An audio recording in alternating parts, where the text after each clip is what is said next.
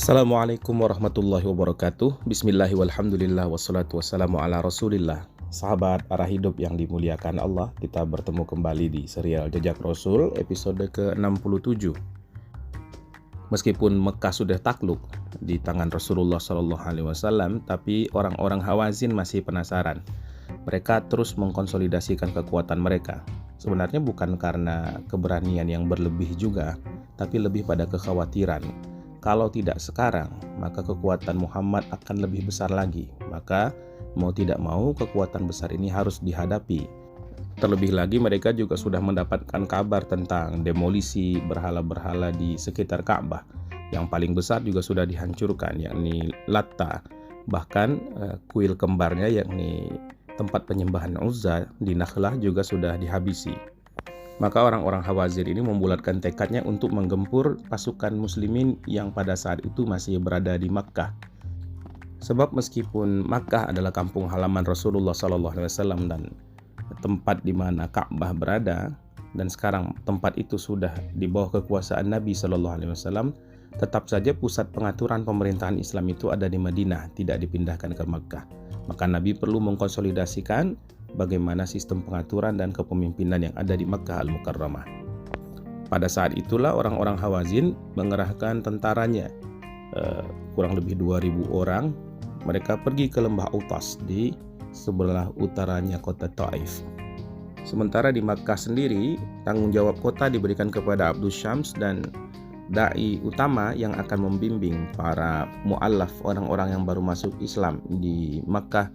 Ditunjuklah seorang yang berpengetahuan luas dari sahabat Rasulullah, yakni Mu'adz bin Jabal radhiyallahu anhu. Dan tidak tunggu waktu lama, Nabi kemudian keluar bersama pasukannya, ditambah lagi oleh pasukan orang Quraisy yang jumlahnya 2.000 orang. Mayoritasnya sudah masuk Islam, tapi ada juga orang-orang yang turut di dalam pasukan Nabi itu semata-mata untuk mempertahankan kota Mekah. Jadi semangatnya bukan semangat agama, tapi kalau kita sebut sekarang nasionalisme lah. Di antara orang-orang yang belum masuk Islam itu ada Suhail dan Sofwan yang masih diberikan tenggat waktu untuk berpikir oleh Rasulullah SAW. Namun mereka juga punya kontribusi yang besar dalam peperangan ini. Sofwan misalnya dipinjam oleh Nabi kepadanya 100-an baju tentara dan senjata-senjata. Sofwan juga bahkan menyediakan unta-unta untuk mengangkut senjata itu. Orang-orang Hawazin ini terdiri dari orang Thaqif, orang Nasr, orang Jusham, dan juga Bani Sa'ad bin Bakar. Mereka ini dipimpin oleh orang dari Bani Nasr, seorang pemuda yang namanya Malik. Usianya masih 30-an, tapi dia sangat berpengaruh, dia sangat berani, dan dikenal sebagai orang yang dipercaya di tengah-tengah kaumnya karena dia punya reputasi sebagai orang yang dermawan. Strategi yang diambil oleh Malik ini adalah perang total. Untuk membuat langkah di dalam peperangan ini menjadi sebuah point of no return, jadi sekali pergi harus dengan tekad yang bulat, maka Malik memutuskan mereka harus berangkat membawa unta yang sangat banyak, dan di atas unta-unta itu dinaikkanlah harta benda para prajurit itu berikut istri dan anak-anak mereka, sehingga rombongan menjadi sangat besar. Dan para tentara diharapkan pada saat itu untuk bisa lebih semangat karena pertaruhannya menyangkut langsung kepada harta dan keluarga mereka. Seperti juga standar pada peperangan-peperangan yang lain, sebelum keluar menghadapi musuh maka dikirimlah jasus, dikirimlah mata-mata untuk mengintai, mencari informasi tentang kekuatan pasukan kaum muslimin. Dia mengirim mata-mata 3 orang. Coba cari tahu bagaimana sebenarnya kekuatan bala tentara Mekah ini. Namun tidak lama 3 mata-mata ini kembali dengan muka pucat dan nyaris tidak bisa bicara. Mereka seperti mengalami goncangan jiwa dan kelakuannya jadi aneh. Ketiga orang itu tremor, bergetar, bahkan ada yang persendiannya itu lepas. Jadi ketika ditanya dan mereka sudah mulai bisa bicara, jawabannya adalah, kami lihat pasukan berpakaian serba putih dan mengendarai kuda yang belang-belang begitu menakutkan, sehingga begitu melihat saja kami langsung lemah mental seperti ini. Kita harus berhenti, wahai komandan, karena yang akan kita hadapi ini bukan orang, ini adalah makhluk-makhluk dari langit. Lebih baik kita mundur sekarang juga, sebab kalau pasukan melihat apa yang kami lihat, pasti mereka akan seperti kami juga. Tapi Malik tidak percaya dan malah memaki mereka, dasar kalian saja yang pengecut. Tapi untuk diperintahkan kembali lagi mengintai tidak bisa, sebab tiga mata-mata ini memang betul-betul mengalami goncangan mental dan sekaligus juga kelemahan fisik.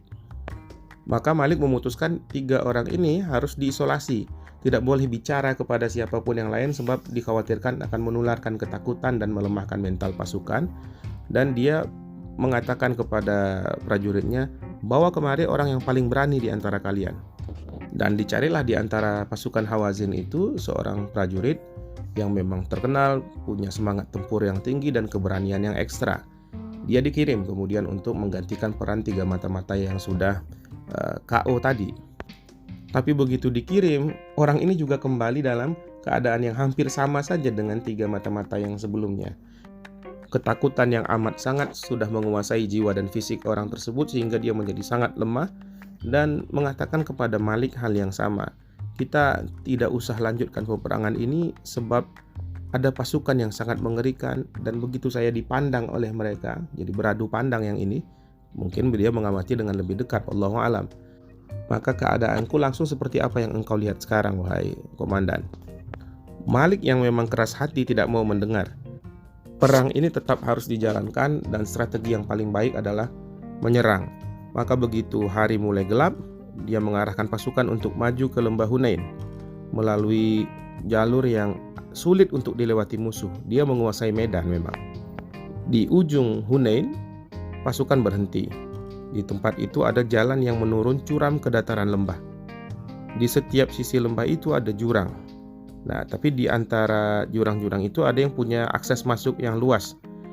Dari atas tempat-tempat itu atau jalan-jalan akses itu kelihatan, tapi dari bawah gelap. Orang tidak bisa melihat jalan itu dari arah bawah. Jadi ini posisi yang sangat menguntungkan untuk perang. Jadi serangan akan dilakukan dari atas.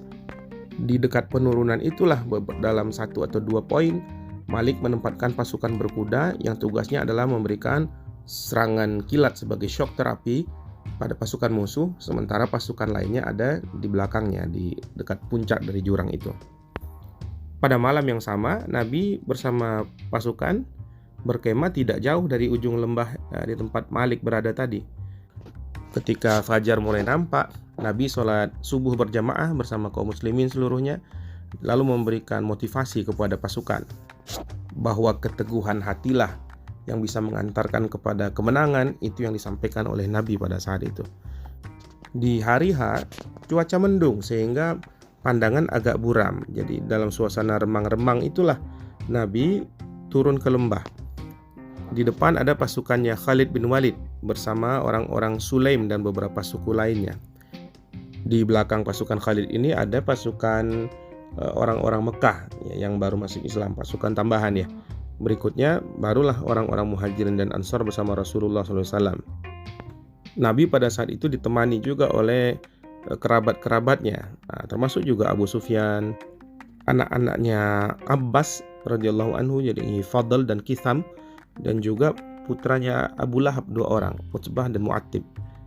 Tidak sampai di situ saja, di belakangnya lagi masih ada pasukan orang-orang Mekah yang belum masuk Islam. Jadi ini pasukan yang sangat besar.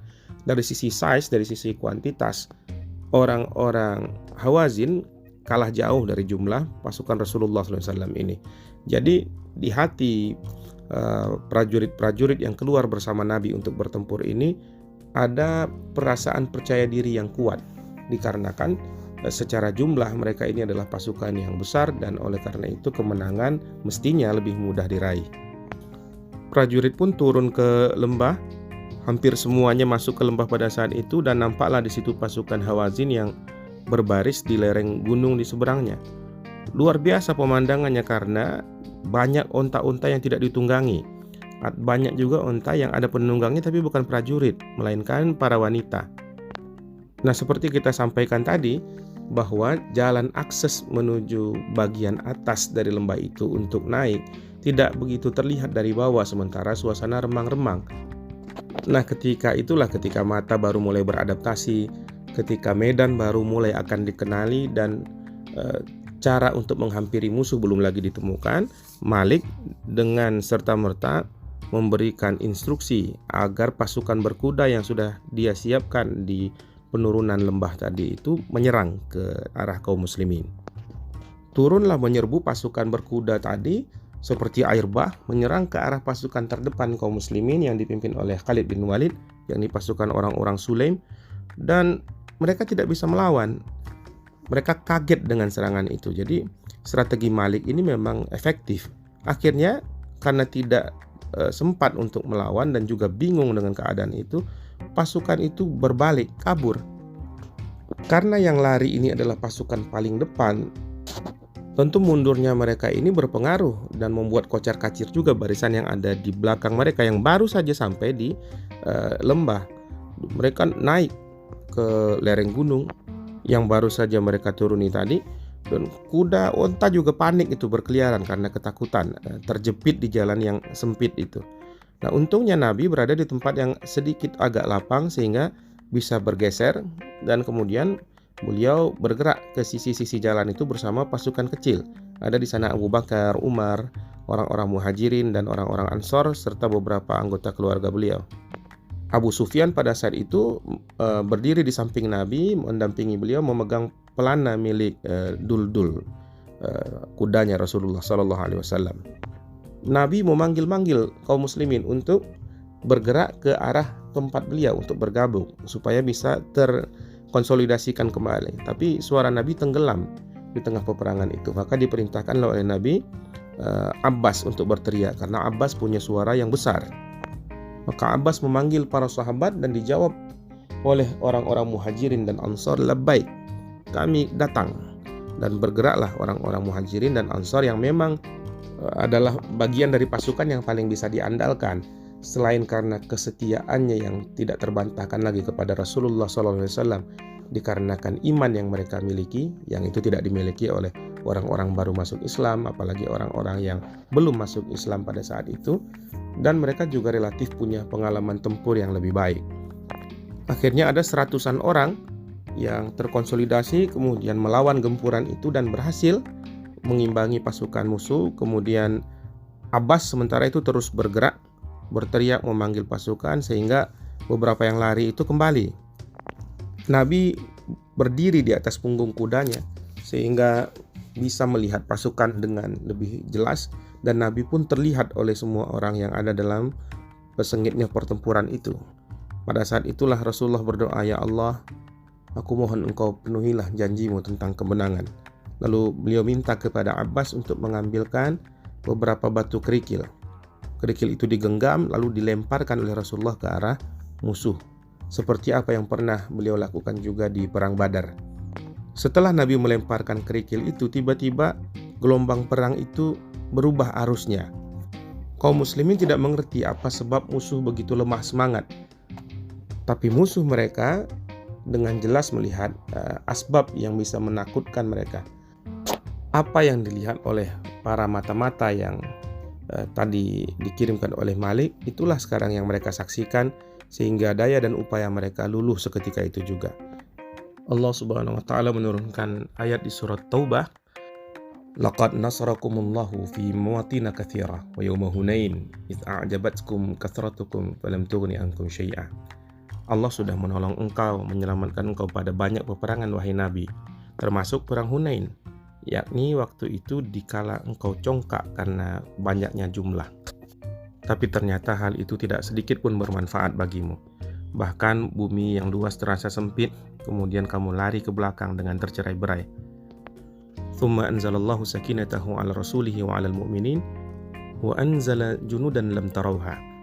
Lalu kemudian Allah menurunkan ketenangannya kepada Nabi, kepada orang-orang beriman, dan mengirim pasukan yang tidak terlihat oleh mereka. Lalu Allah pun menimpakan kekalahan kepada orang-orang kafir. Tsumma yatubullahu min ba'di dzalika 'ala man yasha'. Kemudian Allah menerima taubat orang-orang yang dikehendakinya setelah itu. Jadi kesombongan akan kekuatan, kesombongan tentang jumlah pasukan, kebesaran yang dirasakan hanya karena kuantitas kita lebih banyak dari musuh, itu dipatahkan oleh Allah Subhanahu wa taala. Kejumawaan itu tidak pantas dilekatkan kepada diri manusia karena Allah sajalah yang pantas menyombongkan diri. Maka Allah pada saat itu sedang ingin mentarbiyah kaum muslimin bahwa kemenangan semata-mata adalah karena izin Allah Ta'ala, bukan karena engkau banyak, bukan karena engkau punya reputasi hebat, bukan juga karena engkau setelah menang bertempur, setelah mengalami kemenangan yang gemilang, akan ada jaminan setelah itu disusul oleh kemenangan berikutnya. Bahkan pada kasus perang Hunain ini, pasukan kecil bisa membuat mereka kocar-kacir.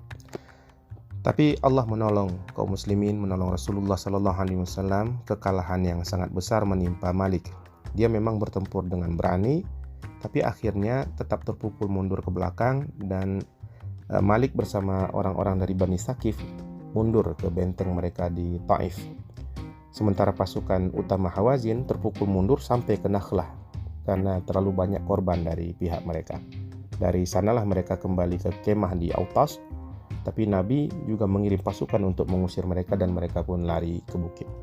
Sahabat arah hidup yang dimuliakan Allah, insya Allah perang Hunain ini akan kita gali hikmahnya pada episode berikutnya. Mudah-mudahan Allah berikan kita kekuatan dan kesempatan. Subhanakallahumma wa bihamdika asyhadu an la ilaha illa anta astaghfiruka wa atubu ilaik.